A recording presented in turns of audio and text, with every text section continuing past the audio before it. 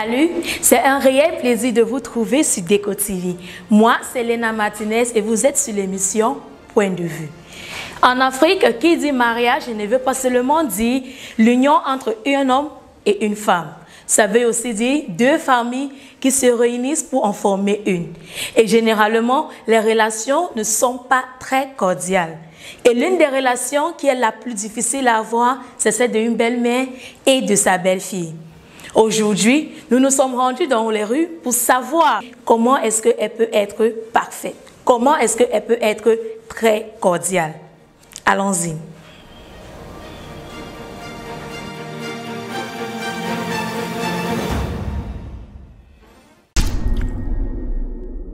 Je suis mariée.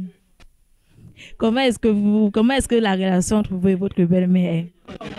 Bon, généralement, moi, je sais que généralement, les belles-mères et les belles-filles ne s'entendent pas trop, puisque les belles-mères prennent leurs belles-filles comme les rivales. Donc, pour moi, c'est mon point de vue.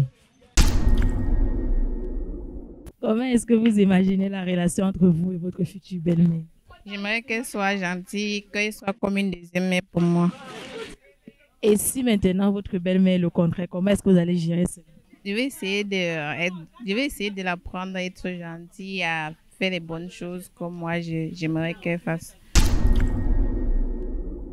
Vous êtes marié, monsieur? Très bien, depuis 22 ans. Et comment est-ce que depuis 22 ans, vous gérez la relation entre votre mère et votre épouse? Oh, vous savez, le mariage, d'abord, c'est une culture. On a la culture du mariage, on doit apprendre à se supporter. Et généralement, les femmes ont des problèmes avec les belles-mères. Pourquoi? Parce qu'elles ne comprennent pas qu'il faut supporter. Elles sont dans la plainte au quotidien. Vous voyez un peu? Et quand tu te plains beaucoup dans la vie, même le bienfait, tu finiras par ne pas le connaître. Même votre propre enfant, vous ne pouvez pas vivre avec lui sans avoir des petits moments où vous n'êtes pas d'accord. Vous êtes marié? Oui, marié. Là, je vais vous surprendre. Contrairement à la plupart des femmes, moi j'ai une très bonne relation avec ma belle-mère. Très bonne relation même. Je ne sais même pas comment la décrire. Et je peux même aller jusqu'à dire que c'est grâce à elle que je suis même dans cette maison. Bonjour monsieur. Bonjour madame. Comment est-ce que vous allez? Non, ça va bien, très bien. Et vous? D'accord, je vais bien, merci. Bon, on aimerait savoir, est-ce que vous avez été marié ou si vous êtes toujours marié? Ah, je suis toujours marié. Père, il y a plusieurs enfants. D'accord. Et comment est-ce que pendant votre mariage, pendant tout ce temps, vous avez réussi à gérer la pression des conflits belle-mère, votre maman et votre épouse? Ah, vous savez que pour un mariage, le couple, ce n'est pas vraiment facile à gérer.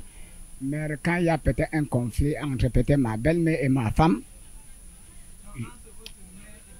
entre ma mère et mon épouse, je ne dois pas peut-être critiquer mon épouse devant ma maman ou critiquer ma maman devant mon épouse. Je dois essayer peut-être de causer séparément. Je vais d'abord chercher à connaître le problème, le conflit qui se passe entre ma maman et mon épouse. Et essayer maintenant de causer particulièrement, donner des conseils, essayer de causer avec mon épouse. Personnellement, pour comprendre son point de vue et causer aussi avec ma maman, particulièrement pour comprendre son point de vue. Et en ce temps, dès que je vais joindre les deux idées, je vais essayer maintenant de savoir comment donner des conseils sans toutefois accuser telle ou telle personne. Mais je peux accuser une personne à part de son côté seul. Voilà, ce n'est que ça le problème. Donc je ne peux pas les accuser que telle personne, tu as affaire comme ça à ma maman, ce n'est pas bon, ou maman, tu as affaire comme ça à mon épouse, ce n'est pas bien. Non, je vais chercher à leur donner des conseils séparément. Si maintenant, vous, en tant que future belle-mère, vous avez un fils une femme qui est possessive, c'est-à-dire, elle veut son mari pour elle seule, elle veut qu'il s'occupe seulement de sa famille. Ah, vous voulez savoir comment je vais gérer ça? Bon, je vais la laisser faire. Si c'est ce qu'elle veut et s'ils sont heureux comme ça avec son mari, je vais laisser. Non, vous êtes occupé de votre fils et de jour au lendemain ne s'occupe plus de vous, ça ne vous dérange pas? Quand on s'occupe d'un enfant, ça ne veut pas dire que forcément à l'avenir, il est obligé de s'occuper de nous. S'il le veut, il le fera. S'il ne veut pas, ce n'est pas forcé. Bon, pour dire ma relation entre moi et ma belle-mère, c'est comme ci, comme ça. C'est ni chaud, ni froid. Ouais. Et maintenant, à votre avis, comment est-ce qu'une relation entre une belle-mère et sa belle-fille doit normalement être? Bon, la relation entre une belle-mère et sa belle-fille, une belle-mère doit aimer sa belle-fille comme sa propre fille. Bon, pour moi, c'est mon point de vue. Ah, je dirais en premier temps les préjugés. Quand on arrive avec des préjugés, il y a déjà un certain blocage. Donc, du coup, ça crée certaines tensions. Mais en ce qui concerne les belles-mères, moi, je pense que au départ, elles se disent que la belle-fille vient leur arracher leur fils. Donc, du coup, elle est sur la défensive. L'homme, à qui appartient-il? À sa femme ou à sa mère? À sa femme, bien sûr, puisque l'homme quitte sa maman, sa famille pour retrouver son épouse. Donc l'homme doit appartenir en ce moment à sa femme et à sa famille qu'il est en train de créer. Je pense que c'est à la belle-fille d'essayer d'enlever cette pensée de la tête de sa belle-mère et de lui montrer que c'est pas le cas. Et je pense qu'avec ça, ça pourrait aller. Il y a plusieurs critères, hein. Il y a plusieurs critères. Même ma mère peut être peut-être cause. Et peut-être parfois certaines choses qui peuvent causer vraiment des problèmes. C'est peut-être le problème, vous savez que la femme a toujours l'habitude de toujours chercher à aimer plutôt sa famille plus que la famille de l'homme. Bon, ce qui fait que quand l'homme peut-être constate cela, et il n'est pas vraiment fier parce que quand l'homme constate que la femme, avec tout ce que l'homme fait à la femme cherche plutôt à satisfaire son côté et peut-être il néglige le côté de l'homme. Bon, régulièrement, ça ne peut pas marcher, ça ne peut pas vraiment marcher. Il faut qu'il essaie aussi de soutenir aussi ma maman aussi de sa manière qu'elle peut faire. Si avec ma belle-mère, je n'ai pas eu de difficultés, je ne vois pas pourquoi je mettrais ma belle-fille en mauvaise posture. Et si maintenant elle est du genre possessif? Ah, là, je l'ignore, hein, parce que déjà, en tant que femme actuelle, je sais que quand mon fils est grand, il doit automatiquement avoir une femme. Donc, du coup, le moment venu, je vais céder la place à sa femme. Et que dire de ces belles filles qui sont, on peut dire, possessives, c'est-à-dire quand elle épouse l'homme, elle ne donne même plus accès à la famille?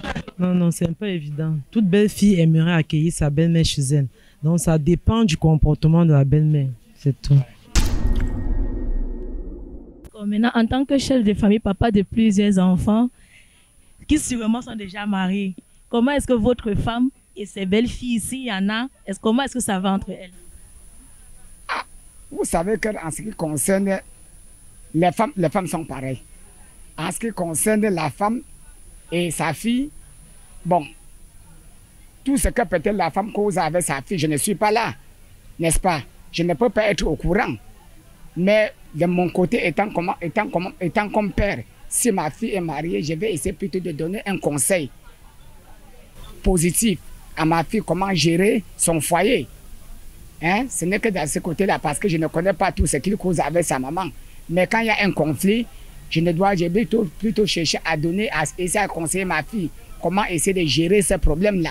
Voilà, à respecter peut-être son mari dans le foyer, quel que soit le cas, et à essayer de causer ensemble personnellement avec lui pour trouver une solution. Il y a les belles-mères au départ qui n'acceptent pas les belles-filles parce qu'elles se disent que les belles-filles pour rien au monde n'est pas l'auteur de leur fils. Elle n'est pas sûre que cette fille peut prendre soin de leur fils. Mais plus tard, quand la maman se rend compte que la fille vraiment, elle est vraiment différente de celle que je pensais.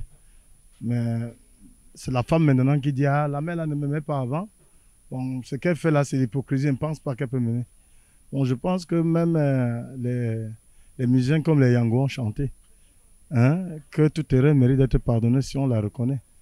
Donc, quand une belle-mère reconnaît ses fautes, la belle-fille doit l'accepter. Et je disais hier que la belle-mère n'est pas seulement la mère de la femme, c'est aussi la mère de l'homme.